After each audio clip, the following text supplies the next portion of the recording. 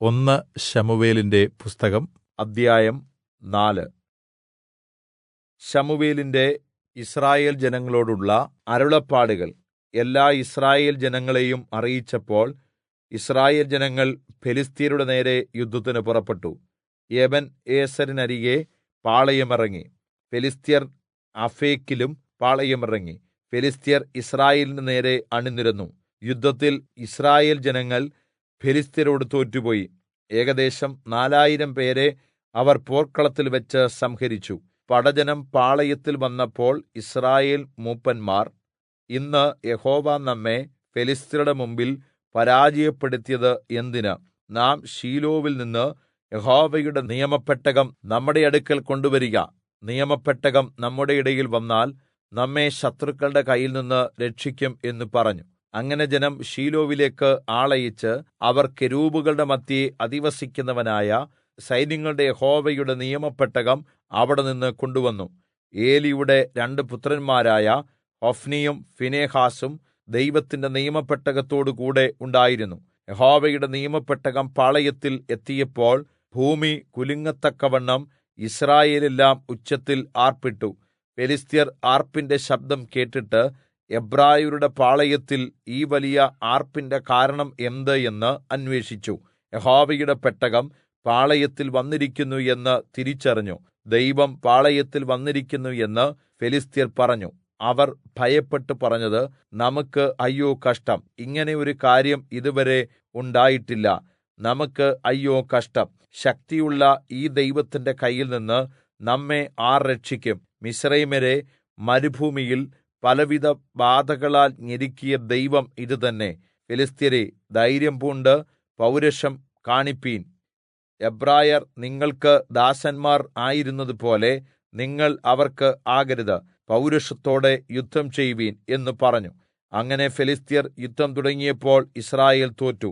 ഓരോരുത്തരും അവരവരുടെ വീട്ടിലേക്ക് ഓടി. യിസ്രായേലിൽ 30,000 കാലാൾ വീണുപോകത്തക്കവണ്ണം ഒരു മഹാസംഹാരം ഉണ്ടായി. ദൈവത്തിന്റെ പെട്ടകം പിടിക്കപ്പെട്ടു. ഏലിയുടെ 2 പുത്രന്മാരായ ഹൊഫ്നിയും ഫീനെഹാസും കൊല്ലപ്പെട്ടു. യുദ്ധക്കളത്തിൽ നിന്ന് ഒരു ബെന്യാമീൻ ഗോത്രക്കാരൻ വസ്ത്രം കീറിയും തലയിൽ മണ്ണുവാരിയിട്ടും കൊണ്ട് ഓടി. അയാൾ അന്ന് തന്നെ ശീലോവിൽ വന്നു. അവൻ വരുമ്പോൾ ഏലി നോക്കിക്കൊണ്ട് വഴിയരികെ തന്റെ പീഠത്തിൽ ഇരിക്കുകയായിരുന്നു. ദൈവത്തിന്റെ പെട്ടകത്തെക്കുറിച്ച് അവന്റെ ഹൃദയം വ്യസനിച്ചിരുന്നു. ആ മനുഷ്യൻ പട്ടണത്തിലെത്തി ഈ വാർത്ത പറഞ്ഞപ്പോൾ പട്ടണത്തിലെല്ലാവരും ഭയന്ന് നിലവിളിച്ചു. ഏലി നിലവിളി കേട്ടപ്പോൾ ഈ ആരവം എന്ത് എന്ന് ചോദിച്ചു. ആ മനുഷ്യൻ തിടുക്കത്തോടെ വന്ന് ഏലിയോടും അറിയിച്ചു. ഏലി 98 വയസ്സുള്ളവനും കാണുവാൻ കഴിയാതവണ്ണം കണ്ണ് മങ്ങിയവനും ആയിരുന്നു. ആ മനുഷ്യൻ ഏലിയോട്, ഞാനിപ്പോൾ യുദ്ധക്കളത്തിൽ നിന്ന് ഓടി വന്നവൻ ആകുന്നു എന്ന് പറഞ്ഞു. വാർത്ത എന്താകുന്നു മകനേ എന്ന് അവൻ ചോദിച്ചു.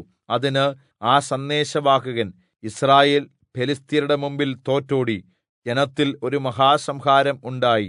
നിന്റെ 2 പുത്രന്മാരായ ഹൊഫ്നിയും ഫീനെഹാസും കൊല്ലപ്പെട്ടു. ദൈവത്തിന്റെ പെട്ടകം പിടിക്കപ്പെട്ടു എന്ന് പറഞ്ഞു. ദൈവത്തിന്റെ പെട്ടകത്തിന്റെ കാര്യം അറിഞ്ഞപ്പോൾ ഏലി പടിവാതിക്കൽ പീഠത്തിൽ നിന്ന് പുറകോട്ട് വീണ് കഴുത്തൊടിഞ്ഞ് മരിച്ചു. അവൻ വൃദ്ധനും ഭാരമുള്ളവനും ആയിരുന്നു. അവൻ 40 വർഷം യിസ്രായേലിന് ന്യായപാലനം ചെയ്തു. എന്നാൽ അവന്റെ മരുമകൾ ഫീനെഹാസിന്റെ ഭാര്യ പ്രസവം അടുത്ത ഗർഭിണിയായിരുന്നു. ദൈവത്തിന്റെ പെട്ടകം പിടിക്കപ്പെട്ടതും അമ്മാവിയപ്പനും ഭർത്താവും മരിച്ചതും കേട്ടപ്പോൾ അവൾക്ക് പ്രസവവേദന തുടങ്ങി. അവൾ നിലത്തു വീണ് പ്രസവിച്ചു. അവൾ മരിക്കാറായപ്പോൾ അരികെ നിന്ന സ്ത്രീകൾ അവളോട്, ഭയപ്പെടണ്ട, നീ ഒരു മകനെ പ്രസവിച്ചുവല്ലോ എന്ന് പറഞ്ഞു. എന്നാൽ അവൾ ഉത്തരം പറഞ്ഞില്ല, ശ്രദ്ധിച്ചതുമില്ല.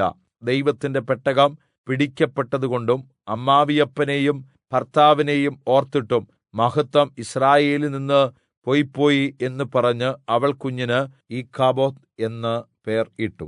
ദൈവത്തിന്റെ പെട്ടകം പിടിക്കപ്പെട്ടതുകൊണ്ട് മഹത്വം യിസ്രായേലിൽ നിന്ന് പൊയ്പോയി എന്ന് അവൾ പറഞ്ഞു.